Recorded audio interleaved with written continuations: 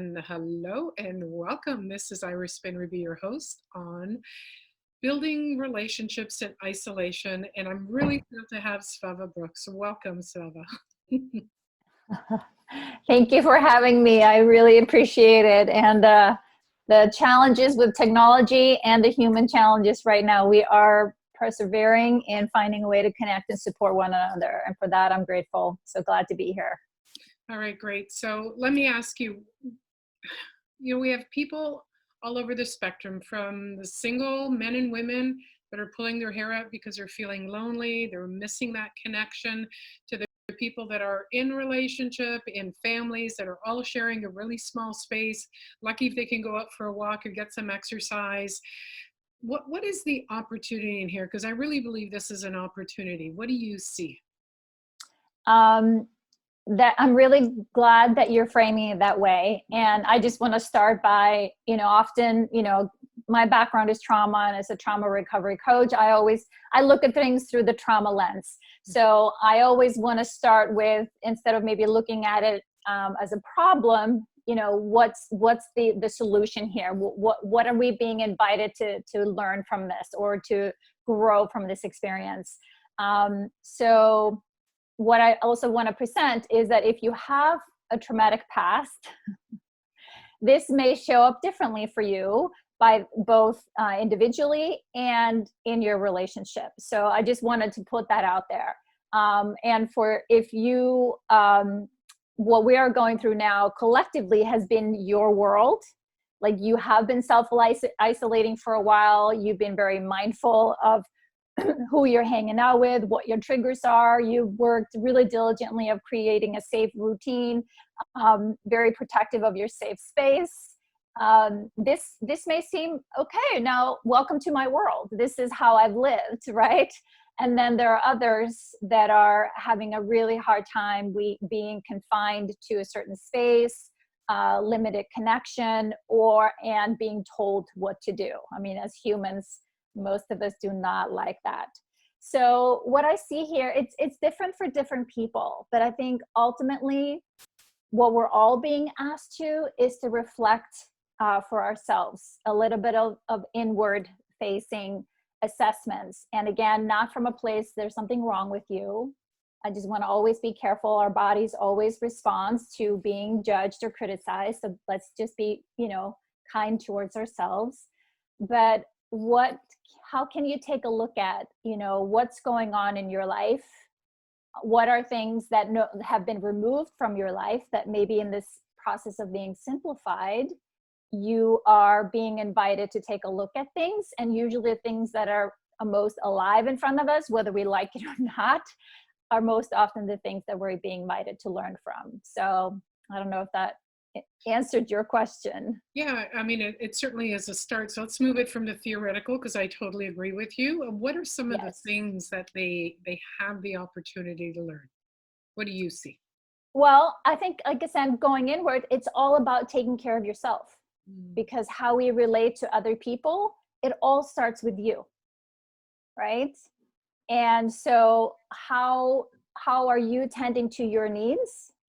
Because how are you, like I said, facing inwards? I am all about taking full responsibility for myself, because how I show up in any relationship, whether it's with my partner, my children, my colleagues, it all depends on, am I empty and deficient and dysregulated?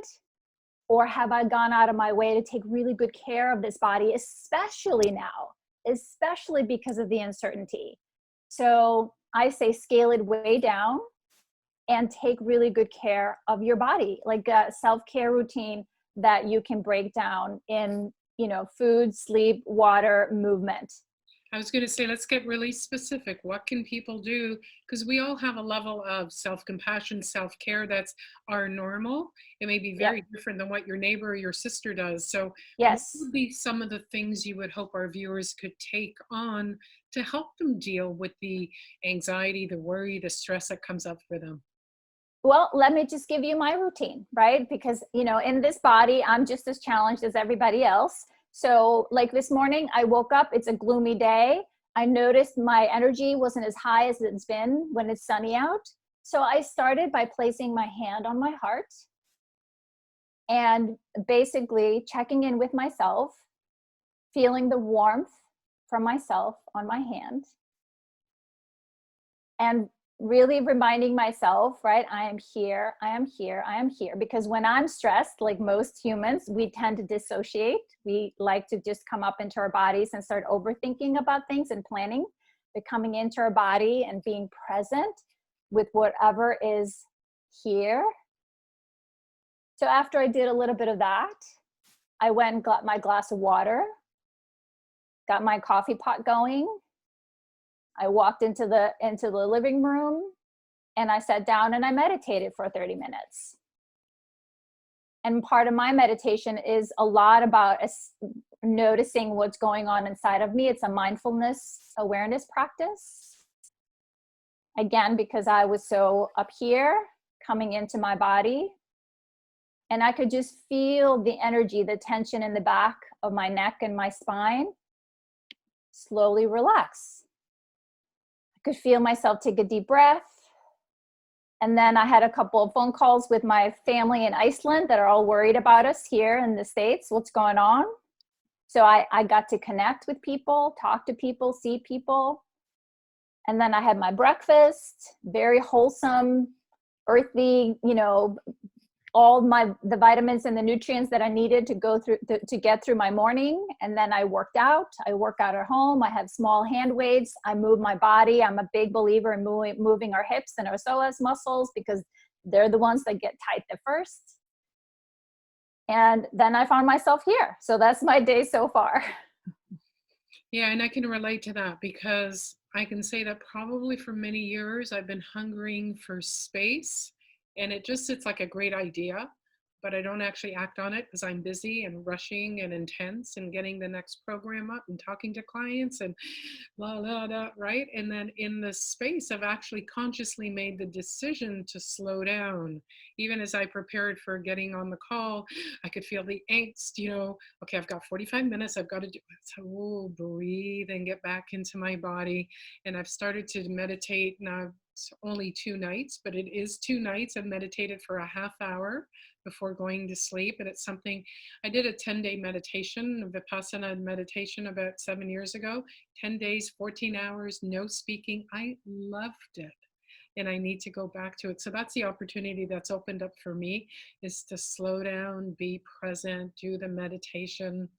Now, we've got some comments, but I want to ask you, for people who have had trauma, and I categorize 2 levels of trauma with a capital A and trauma with a little a, because those of us that have had our heart broken or a friend betrayed us and gave away a secret, for me, that's still traumatic.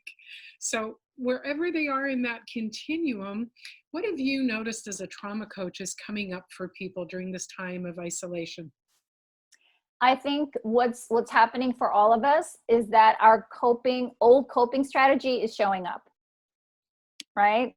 It's like how we survived whatever trauma. And it started with the coping with the trauma, but then also what comes into it is what we learned from our caregivers growing up. So it's a little bit of that being mixed up together. And I can share for myself, I've been on the healing journey for 20 years. I'm definitely thriving. I'm doing really well. But because of the, big upheaval, I was visited by ghosts from the past, and I had thoughts and feelings that I have not felt in maybe 10, 15 years. So I was a little surprised, like kind of looking at my friends that showed up here. And it's like, wow, this is interesting. And this is what we know when we have big life changes, often old trauma, unprocessed childhood wounds, they will come up. So I think that's what's happening for a lot of people. And I definitely see that happening for trauma survivors.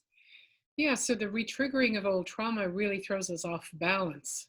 So Yes. what would you suggest for people that are noticing the ghosts of the past show up, or just having thoughts or discomforts, or avoiding certain things that they haven't avoided in a long time, or just new phobias, let's say? I don't want to use the word phobia so much as things they're avoiding or afraid of. what would be something that they can start to do right now, simple, easy, without going to a coach or a therapist? I mean, I really believe in coaching and therapy, but in this, Yes. what would be something simple that they can start with that will get them a little Uh, motivated? excellent question. I would journal. I would reflect in a journal. That is such a simple way that you can do with yourself to start. And also make it okay. Don't judge yourself. Don't make it mean that you aren't doing well enough or that you failed somehow. Make it like accept yourself for where you're at. You know, I'm a self-compassion advocate. You know, turn to your body, turn to whatever is coming up for you. It's here because there's something that stirred it up. Like for me, I've always known this about me when there are, like I said, big changes in my life. I attend to my inner child. I'm especially connected to her because she gets freaked out. Oh my gosh, what's going to happen? Who's here to protect me? And so I really have to step into the role of being my own mother and a protector. So I tend to that part of me from the past that's coming now with kindness and love and be curious and really engage it like a friend. It's like, hey, I'm here. I'm here for you. I hear you. I see you. Yeah, this is hard. This is a little unnerving. So, but I'm here to remind you, I'm not going anywhere. I'm going to sit with you. I am going to take care of this. I'm still the adult here. But, you know, maybe this part of you needs a daily check-in, but to journal about it and give yourself permission, you journal and then give this part of you permission to write you back is a very powerful way to have that back and forth exchange. Great. So this can really segue into comments that Cheryl has posted up here. She said the loss of control and having others respect my boundaries. And so I'm assuming this means this is where she's getting triggered in isolation. And so your answer to that would be start to journal about it. Start to journal about it. And it looks really bad, but I have a sticky note on my laptop. I don't know if you can read it. What can we control? What can we control? What can we not control? Because this is coming up for a lot of people, especially trauma survivors. I mean, everybody, right? It's like I was a control freak for many years because I couldn't control what's happening inside. I tried to control the outside world and I tried to control other people. But when we feel a loss of control, right? It isn't, the truth is there's a lot of things happening outside that we have no control over. And we don't have any control if other people are following the rules or not. I mean, that drives most people and most of us, a lot of us crazy. But what I can control, how can I support myself in accepting the reason perhaps for why these people aren't doing or aren't following the rules, so to speak? I can have compassion for them. And I can tend to my nervous system getting all wound up about it doesn't help me, doesn't help my health, doesn't help my peace. But I can speak up and around my boundaries, right? This is what I need. This is what I'm asking of you. And again, it's not about telling other people what to do. It's about telling them what you're going to do if they don't honor what you've asked them. Yeah, and I love that because this isn't about being at the mercy of someone else, telling someone else what to do, but it's like, hey, I don't feel comfortable with this. Would you be willing to fill in the blank, whatever respect my boundaries look like? And, you know, what you just said just brought up the serenity prayer for me, you know, be able to change the things that I can, the courage to accept the things that I can't, and the wisdom to know the difference, right? I always say that, you know, I may not want this wall here, and I can push on it and it's still there, but I still don't want it here, but it's still there. I can spend all day pushing against it. And in the end, the wall never moves. I'm just exhausted. Yes, exactly. Absolutely. And that's again, coming back to how are you feeling, right? How are you coping? How are you dealing? How are you connecting? Because if you are connecting from a calm, grounded, heartfelt state, and the person in front of you is dysregulated or afraid or acting out because they are scared, there's loss, right? There's change, there's uncertainty. So if you can be grounded and heart-centered, you can ground the person in front of you. You can remind them, yeah, this is hard. I see you. I see that. But I think together we will figure this out. Mm. So Cheryl's response is that the serenity prayer only goes so far. So I have something to say, but I'm going to ask you as our honored guest to. Yeah, it does. It absolutely goes, so far. But again, it comes to, how can you take responsibility for you and your part? And how can you, respect others, ask them to take responsibility for their part? And then we need to surrender, right? We need to let go that we cannot change other people and we cannot change how other people feel. Yeah, and it's a choice to surrender, right? Surrender is really hard for most people, right? It's surrendering to, I can't change the people that are, on respirators. I can't change the lives of the frontline people. There's some things where I need to surrender because I can do my part. I got to make sure I wear gloves, minimize how much I go outside. I wear my mask. I turn my coat inside out when I come home. I change coats if I have to go out more than once a week. So all I can do is take responsibility for what I can. But it's in that surrender when it's not just a concept, when it's actually something that you own, there's actually a release of suffering. Now, it's not going to make you less isolated, like somebody's going to pop into your home, but it'll give you some space as to what it is that you can impact. Like I can push against this wall forever, it'll never move. The only thing that'll happen is I'll get exhausted. So it's just looking at where do I have choice. And Bernadette put up here, she's in isolation for 1 month, called ahead with grocery list, will pick up and pay tomorrow. Had a crying spell when she listened to the experiences of nurses caring for patients who are terrified being put on respirators. And she said, thank you for what you do. Yes, I hear you. I Yeah. hear you. As much as we're all doing our best to put on a brave face, we are also really, as humans, this is the hardest part about being human. We feel deeply, and we are feeling the suffering and the loss and the grief and the hurt. And it's overwhelming. So even though we can't fix it all, right? We can't do as much or more that we would like to, but we can drop into our hearts and give ourselves permission to feel, give ourselves the grief. I've cried in the shower a few times, just like, I just need to let this come. This is grace. This is truth. This is honoring the loss and the hurt in the world. I'm not going to deny it. It's very real. Yeah, it's interesting in that Cheryl asks, what if surrender puts you in danger? So, that's the gray area where you get to decide where is surrender about acceptance of what is, where you can't change anything, but where is surrender in a way where you are putting yourself in danger. Oh, well, COVID is out there. I'm going to go out without gloves or a mask and I'm going to touch people.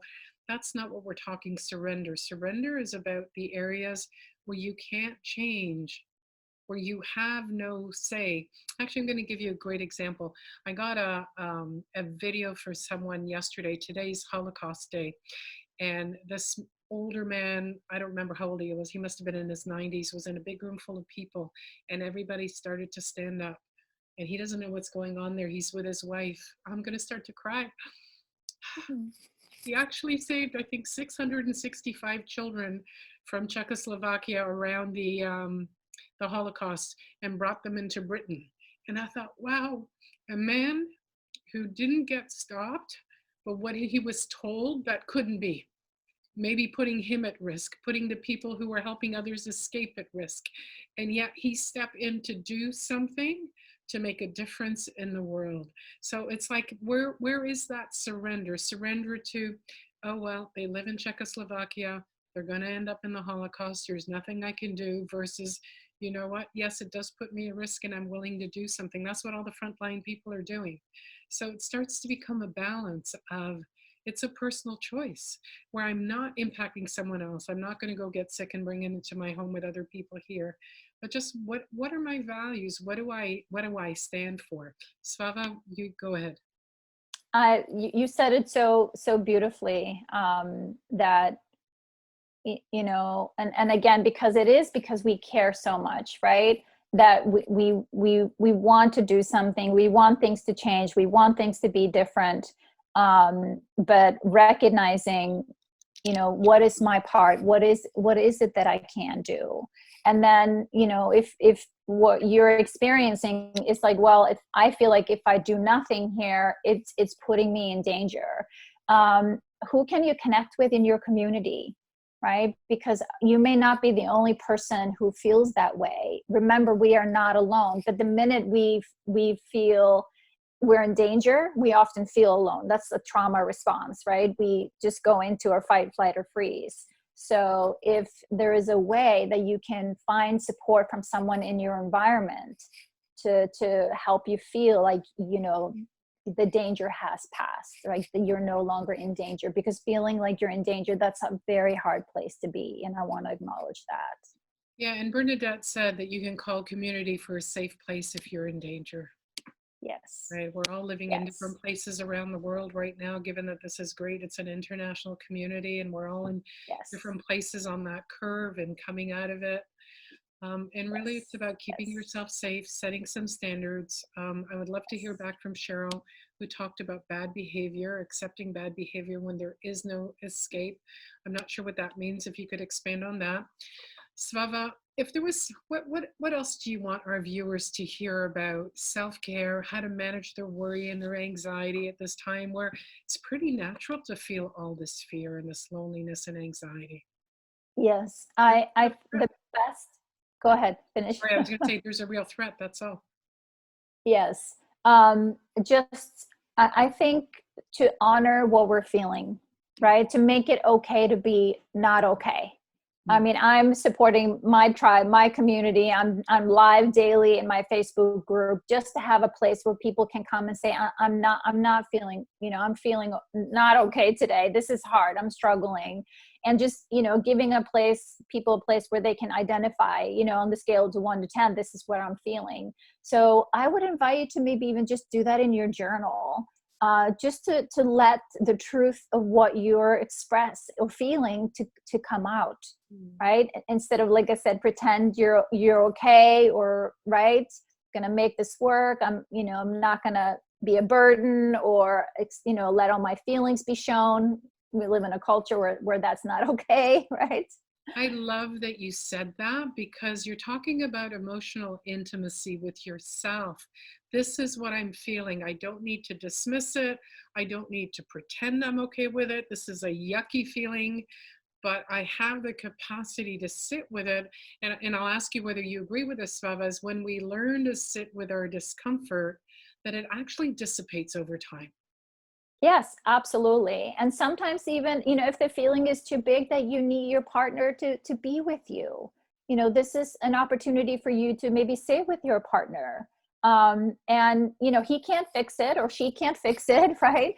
But if you are feeling overwhelmed, sometimes just having another body in your space, even just, you know, on camera or even just on the phone, many of times, you know, I would call my husband. I just need you to tell me I'm going to be okay. I'm feeling really bad. This is what I'm feeling. Can you just be here while I'm going to just let myself feel whatever is present for us? Yeah, and I love that you talked about it because you can do it on camera. You can do it through your WhatsApp or Zoom, or if you have FaceTime, it's being in the presence, even virtually, of another human being where we get to connect. I call it the umbilical cord. After we're born, that umbilical cord is cut, but we're always looking to plug in someplace.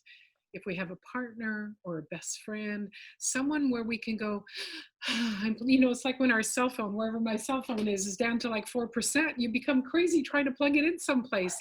And sometimes when we're anxious or we're worried, we need some place to plug it in so that we can go, okay, my phone's not going to die. I'm not going to die. Somebody is witnessing what's going on for me. If my friend has the capacity to hear me, what a gift we get to deepen our relationship. Yes. And that was especially helpful, you know, with my husband for so long, because anytime I got emotional, he was like, oh my gosh, what do I have to do to fix this? Because, you know, a lot of them want to fix. Yes. And so I would just tell him, hey honey, I just need you to listen.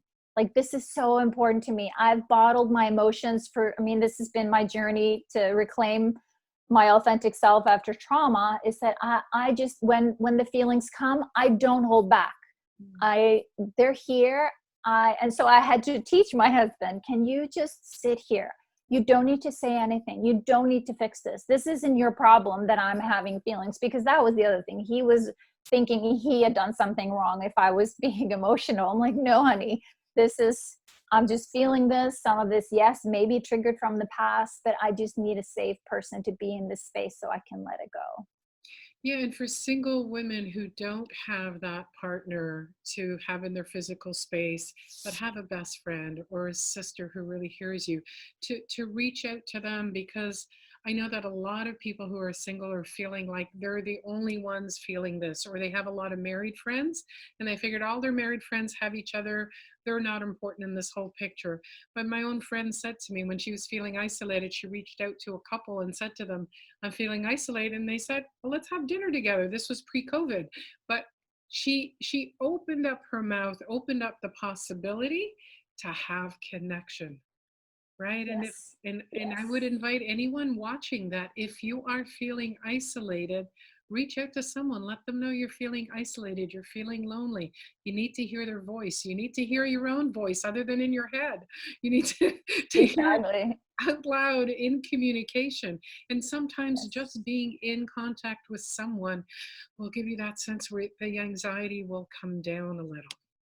Yeah, exactly. And because the thing is, when we feel heard, we feel loved. Absolutely.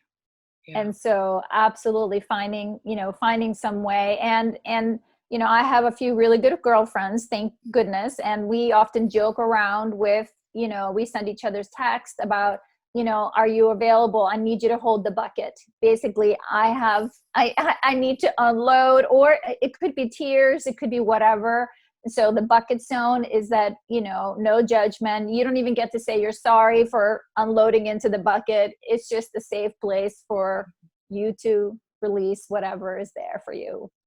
Yeah, and you get to create all kinds of stuff. I know that some people are playing games online with family. Yes. I know that with my Yes. family, we have a family chat, and somebody posted, I don't know, 21 little pictures, but they're pictographs. So you got to figure out what they mean. And everyone's posting their idea and their idea. And this went on for like an hour. And it's an interaction that, as an extended family, we never have outside of Corona. Over the holidays, we did Zoom call with family abroad. We've never done that in all the years I've been alive. So we just have to create new strategies to connect. So, and I love that metaphor of the bucket, right? Yes. Of like, And just like you started our conversation with, I didn't mean to jump in on you here, but sometimes I think there's a little pause in our video. But you asked when we started, what's the opportunity here? You know, because of all this upheaval, and that's what I talk a lot about. Where there is suffering, there's always an opportunity for connection. say Right? that again, where there's, When there is suffering, there is always an opportunity for connection. so talk more about that. Well, like you said earlier too, connection with myself.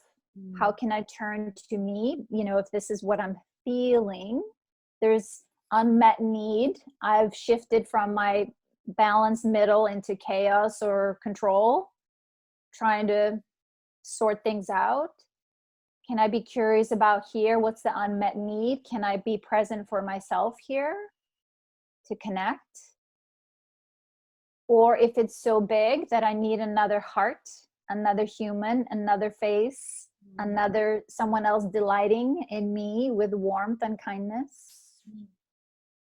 For me to get clear, I just needed to be seen. Thank you. I just needed to be heard. Thank you. I just needed to know I'm not alone. Yeah, that's our biggest one. When they want to punish prisoners, they put them in isolation. That's our I worst know. punishment, is to feel separate. alone, lonely. And that, I don't want this as a blame. That can be very much a victim place of I'm all alone, I'm on my own, nobody cares. But it really needs to come from within, that you're creating that, because if you're the one that has the need, you're the only one that can create that. And if you have people in your life that don't honor that, it may be time to find some other people, right? Yep. There are a lot of places online where they're having Zoom meetings. So if I'm going to ask you, for people who want to know more about you, may want to join your daily Facebook, where can they find out more about you? Well, my website is svavabrooks.com, and I'm on, Facebook, social media. I have a YouTube channel where I'm twice a week talking to the readers on my books. And on Facebook, I have a Facebook group called The Journey to the Heart. And there I am 3 times a week there, and twice a week on YouTube. So I'm daily somewhere live where people can come and share just from a place where they're at. We just do a quick body scan. How am I feeling? How am I doing? And then we do some meditation together or share some tools to help reset our nervous systems to feel reconnected to ourselves and reconnected to others. Great. And Cheryl wrote, having to deal with someone who doesn't care and has no respect or awareness of how their behavior affects the people around them. There are people like that. Our job is to set up boundaries, to say that doesn't work for me, to create space if we feel at risk. Maybe that was the comment about surrendering puts you in danger. You don't want to put yourself in danger. This may be a family member. I don't know. We don't get to choose our family members, but it may mean that you need some space and you're taking care of yourself and you're going someplace else to get that respect and that support. Svava, is that something you would agree with? Anything else you'd like to add to that? Well, absolutely. And it is hard to communicate to someone when it doesn't seem like they care. I always like to give people the benefit of the doubt and consider that maybe there's an unmet need for them why they don't care. So maybe, try to do our best to communicate and tease out, why are they being disrespectful, or why are they not respecting the boundary? And so ask for help to come up with a solution from them, right? It's like, how can we solve this together? I'm trying to communicate something that I need. I'm curious about what you need in this situation. And if that doesn't resolve, yes, then sometimes we do have to remove ourselves. And again, that's the boundary. It's not about telling other people do too. It's about what you're going to do if that boundary isn't respected. Yeah, I love that you get into a conversation to see if you can negotiate something. And if that person's not reasonable, not respectful, not open to what you need, then you've got to really set those boundaries. Yeah. And because also, I mean, this was something that I had to identify with my husband, is that, I could repeatedly ask for something, but nothing changed. And then I realized, wait a minute, he doesn't know how. There's a disconnect.